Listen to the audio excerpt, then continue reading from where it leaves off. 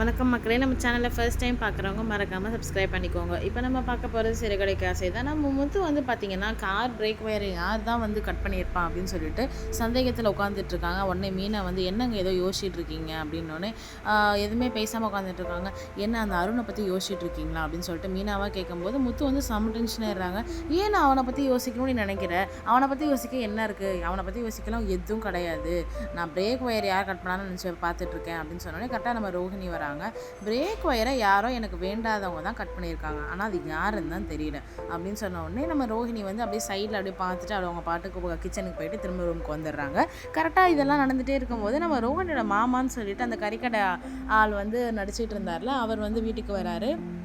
ரொம்ப சாரிங்க, நான் உங்கள்கிட்ட அதுக்கப்புறம் திரும்ப வந்து மன்னிப்பிக்கணும்னு நினச்சேன், ஆனால் வரவே முடியல அப்படிலாம் சொல்லிட்டு மன்னிப்பெல்லாம் கேட்டு கிளம்போது முத்து வந்து உங்களுக்கு என் மேலே ஏதாவது கோவம் இருக்கா அப்படின்னு சொல்லிட்டு கேட்குறாங்க. உன் மேலே எனக்கு என்ன கோவம்ப்பா அப்படின்றாங்க.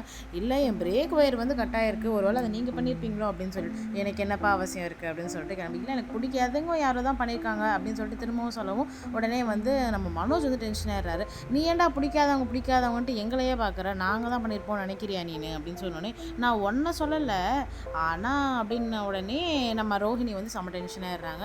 என்ன முத்து, இப்போ நான் தான் பண்ணிட்டேன்னு சொல்கிறீங்களா அப்படின்னோடனே விஜயை வந்து ஏன் நீ பண்ணியிருக்க மாட்டேன், நீ பண்ணாலும் பண்ணுறவ தானே, ஏன் நீ பணக்காரின்னு சொல்லிட்டு பொய் தானே சொன்னேன், பொய் சொன்ன உனக்கு இப்போ பொய் சொல்கிறது மட்டும் ஒன்றும் பெரிய விஷயமா இருக்காது அப்படின்னு சொல்லிட்டு சண்டை போட்டுகிட்டே இருக்காங்க. இங்கே வந்து பார்த்திங்கன்னா நம்ம சீதா வந்து முத்துக்கு கால் பண்ணுறாங்க. சீதா வந்து மாமாவோட நான் பார்க்கணும் நேரில் அப்படின்னோடனே என்ன விஷயம் சீதா, நீங்கள் நேரில் வாங்க மாமா அப்படின்னு சொல்லிட்டு கோயிலுக்கு கூப்பிட்றாங்க. சரின்ட்டு நம்ம முத்தும் வந்து பார்த்திங்கன்னா கிளம்பி போகிறாங்க. அங்கே போயிட்டு வந்து பார்த்திங்கன்னா நம்ம சீதா வந்து அவன் அம்மா நீங்கள் எல்லாமே எனக்கு கண்டிப்பாக இந்த கல்யாணம் எனக்கு வேண்டாமாம்மா, உங்களுக்கு விருப்பம் இல்லை அப்படின்னா நான் கண்டிப்பாக கல்யாணம் பண்ணிக்கல, அதேமாரி நான் வேறு யாரையும் கல்யாணம் பண்ணிக்கவும் மாட்டேன், நீங்களும் என்னை வற்புறுத்தாதீங்க மாமா அப்படின்னு சொல்லிட்டு அங்கேருந்து கிளம்பிடுறாங்க. இது எல்லாத்தையுமே வந்து நம்ம சீதாவோட அம்மா வந்து பார்த்துட்டே இருக்காங்க. நம்ம சேனலை சப்ஸ்கிரைப் பண்ணவங்களுக்கு ரொம்ப நன்றி. சப்ஸ்கிரைப் பண்ணாதவங்க மறக்காமல் சப்ஸ்கிரைப் பண்ணிவிடுங்க.